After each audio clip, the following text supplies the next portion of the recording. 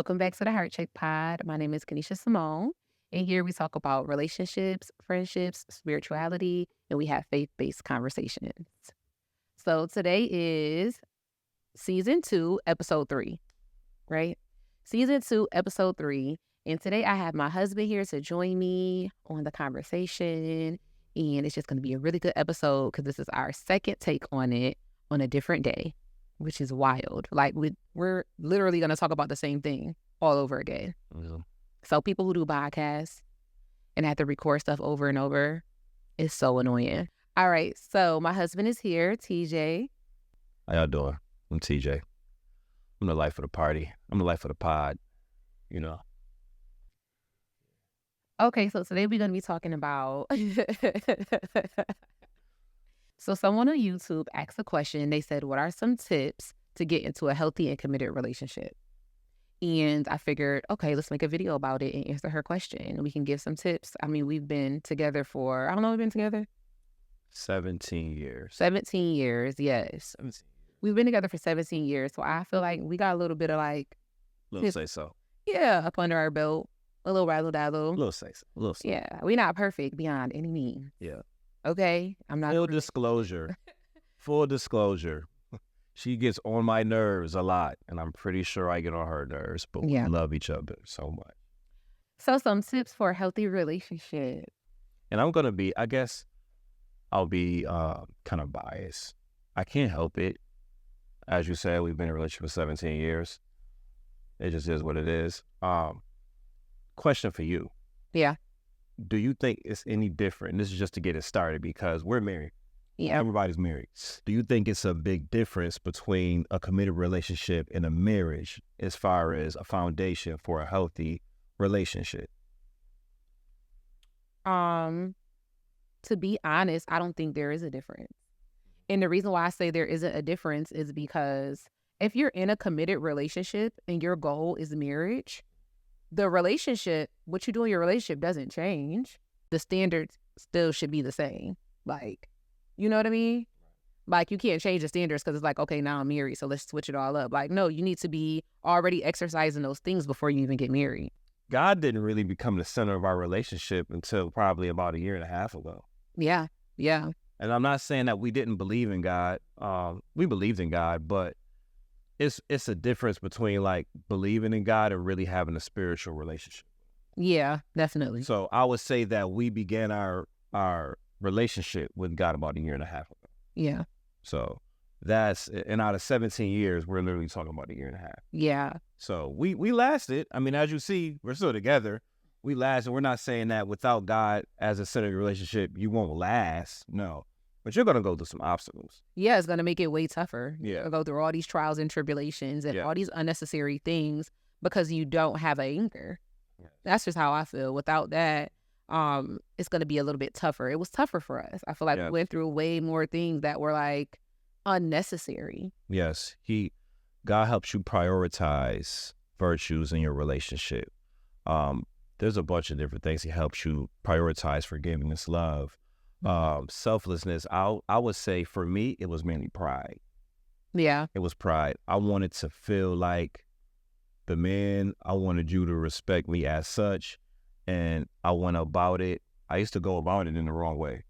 You know, it was like, man, we used to go at it. I'll just keep it at that.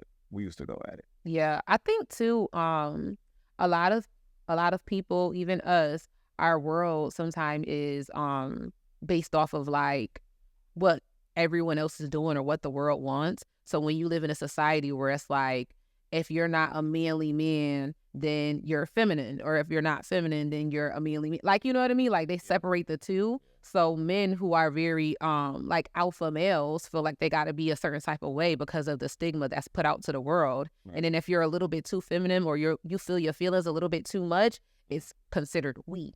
Right. You know what I mean? So like, if you don't, like I said, you don't have that foundation of God. You don't have like anger. So all you can live off of is the world and everything around you. And with that being said, you end up, doing things that is unnecessary. It's unnecessary for real. Yeah. Like, you should feel things and you should be manly at the same time. Like, you should be a little bit of both. Right. But the world's not going to tell you that. They're going to call you different names. They're going to bash you. You're not man enough, whatever. So I think that, that comes from definitely the world. Yes, I agree. So, yes, to answer that question, God should be the center. That's at top. Definitely. Second, communication. Yep. Communication. And it's a lot that goes with that, with communication. I mean, we could be talking all day about communication and the benefits of communicating correctly. Just like we talked about earlier, going to bed angry. Communication. Yeah, I think that communication sounds very cliche, but it is a key because it creates like an open door policy between you and your spouse or your significant other or your boyfriend or your girlfriend or whomever. I think that it opens up a door where it's like I can talk to you about anything. If I'm mad, sad, hurt, you know what I mean? Or I'm feeling however, I can still talk to you because it's the worst when you feel like you can't talk to your partner. You know what I mean? Like I gotta hold stuff in or I gotta go talk to my friends about it. Or then you just start adding other people in your business, trying to get input from wherever, and then it just clouds your judgment. Yeah. I think that just a specified communication, listening, being able to listen. Yeah. That's one thing that I did pick up from our pastors is their way of communicating with each other. How he is able to just let her talk and he actually just listens. Like, yeah. I heard someone say, like, you don't want to listen just for a response. Like, I'm just listening to you just so you can get done talking so I can respond to you. Mm-hmm. Like, I'm actually listening to you to hear what you got to say, to see how you feel. I think that was a game changer. Yeah, like active listening. Active listening. Correct. Well, it's two different things. Listening is just listening. I could listen to anything, but to actively listen, I got to like jot that down in my mind, like take notes basically, like, okay, things that aren't even like put up front. So if I'm listening to you and you're talking about something, I start to realize things like, oh, you're actually really sad, or oh, you're actually really triggered. You know what I mean? Like, yeah, you're telling me your part, but I'm starting to see things through you communicating to me like, oh my gosh, like I wasn't even paying attention to this. Right. So you start seeing things or hearing things that you didn't even realize because now you're listening in a more active way. So yeah, I think communication is very important. I think you got to talk to your person because if you don't, then you won't learn them. I think the conflict resolution is basically coming to a common ground and then coming up with something that, you know what I mean, that's going to resolve the problem, like in the future. I think that in relationships, that happens all the time. It's like the same thing. You know how people will be like, every time I turn around, it's the same thing, right? But that's because there is no resolution. Like you haven't sat down and resolved the problem. You know what I mean? Like you could talk, you can complain about things all day, but if you don't like try to fix it, then it's like it doesn't matter. It reminds me of like even like social media or whatever, right? Like let's say somebody's talking about somebody in a negative way. It's like, okay, so what is the solution? You know what I'm saying? Like there's no solution. Like people will complain about things with no solution and it's gonna keep happening. It's inevitable. It's gonna keep happening because there's no solution for it. So yeah, it doesn't make sense. Right. In the end, it feels good when it's happening, I guess, but then the tear down comes and then you feel bad. Mm-hmm. Right. Okay. So I think we covered that. There's a lot of other things we could talk about, but putting God first, communication. Now, I've seen this question on social media a lot. It goes around social media for years now. If we're not we're not including God right now. Okay, we're not including God. That's gonna be hard. Hey, listen, let's just say, because a lot of people don't really have God in a relationship. But they need God in a relationship. They need it. But this is just like one of those questions. You'll see. What do you think is the most important part of a relationship? I don't even want to say relationship, just like as individuals, right? Mm-hmm. As individuals, not even in a relationship. Do you feel what's more important? Trust, love, loyalty. Trust, love, or loyalty? Yes. Which one is at the top? Trust, love, loyalty. I wouldn't say love. All three are important, though. Yeah, it's important, but I wouldn't say love because love is not going to keep a relationship. Okay. But So we got trust, loyalty. loyalty is important. Okay, I'll say trust. You'll say trust. I'll say trust. Yeah. Why would you say trust? Because if I trust you, right, if we trust each other, you're going to be loyal. It's hand in hand. You're not going to put yourself in an untrustworthy situation for me not to trust you.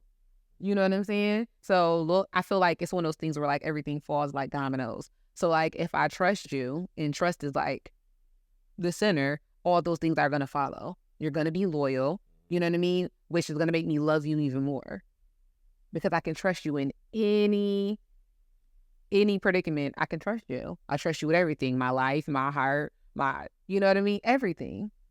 That's actually good. That's good. That's good. I was gonna say loyalty. Yeah, I think that I was definitely gonna say loyalty. I like how you broke it down with trust, though. I do like how you broke it down. I think that depending on how people look at what trust really means, being able to trust someone, obviously, but can trust me like if I did something that I shouldn't have done, then you can trust me to tell you what I did. Like, man, I cheated on you.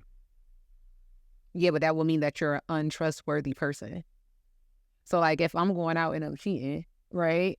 Like, that means I'm untrustworthy. Unloyal. Like, I just feel like you can't buy trustworthiness, and I feel like loyalty you can. I feel like somebody could work for a company for 20 years and be loyal to it, and then one day say, I'm done. Like, it's not a character trait. I feel like it's just a trait. That's it. You know, I feel like... I don't know what y'all think about that. What do y'all think is more important, loyalty or trustworthiness? Yeah. I'm team loyalty. Over trustworthiness? My wife is team trustworthiness. Listen, hold on. Now, let me be clear. I need both of them. I need both. I'm not saying like, oh, I don't need trustworthiness. I'm not saying that at all. I'm just doing this is a hard thing to do. Like, you have to pick one. I believe in both of them. I'm just going to say off the top.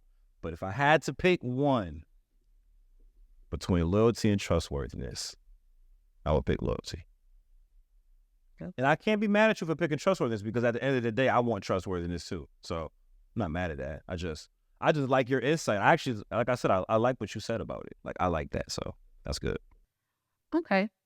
So what else would you say would be a good tip for being in a committed relationship? I got one too. Okay. Go ahead. One that I would say is actually, and this is just like random, but like actually liking the person that you're dating. No, for real. And I'm not talking about, when I say like actually liking them, I'm talking about like liking them as a person, not because of the things that they have, like the tangible things. Like let's say it's like money, cars, status. You like them for who they are based on what they can do for you. Yeah. So like liking a person for them, like their heart, who they are as a person, their character, not liking them for like the extras. Oh, he got money. Yeah, like I feel like if you like somebody just because of that, when you get to know them, you may not like them. Probably won't. You probably won't. Or worse, once the tangible things disappear. Yeah. Yeah. It's just over. Like, he got money, but once he stopped giving you that money. Right. Or if he a football star and then he break his leg, then what? And then we living in a 1-bedroom apartment, you still gonna like him? You know? So I think that's important. That's where loyalty come into play. Why you trying to... What's up with you with that? He's so aggravating. So we're gonna wrap this up with my last thought. And it's about happiness, right? Because we had a conversation about happiness the other day. And I think it is important to know that it's no one's job to make you happy. Like, it's not your job to make me happy. It's not my job to make you happy because it's a standard that no one can reach. You know what I mean? Like, I don't think that is anybody's standard to make you happy. I'm going to be unhappy. You're going to be unhappy too at certain times. But we have these different things and tactics to kind of like line us back on, or the Bible to help get us back to the blueprint to how we can be happy. But making that someone's job, I know for me, I used to always say that, like, sometimes, like, I'm just not happy. But like that's a me problem, not a you problem. You know what I mean? So to have someone live up to that standard is just crazy because they can't. So I would say like just, find happiness within, you know what I mean? Like always go back to the blueprint, the Bible, and keep God first. And when you live in a certain way, like a husband and a wife, that comes anyways. Yeah. I don't have to make you like I'm not waking up like, hey, what can I do to make you happy? But what I do is plan a date, or we'll go on, we'll do them things, and in return that's making you. But it's just like I get exactly. Yeah, like if you live your life a certain way and do certain things, happiness comes with it. Right. It's gonna happen. It's inevitable. But to wake up every day and think in my brain, like, what are all the things on the top of my brain I could do to make him happy? That's gonna drive you nuts. I heard someone say that on like a reel and everyone just agreed with it. And it was just like, that's a hard standard to live by. Like every single day I'm thinking about, I might have 5 kids, a business and everything else. Let me just lay down the foundation, how, you know what I mean, the word is set, and then happiness is going to flow from it. So I would say that's my opinion, but others may think otherwise. Yeah. I'm always real with you. Yeah. My baby. You're so cute. You're trying to be all cute. See how you just got happy? I ain't even try. Words of affirmation. Okay. So we will see you guys in another episode. Heart check. Bye.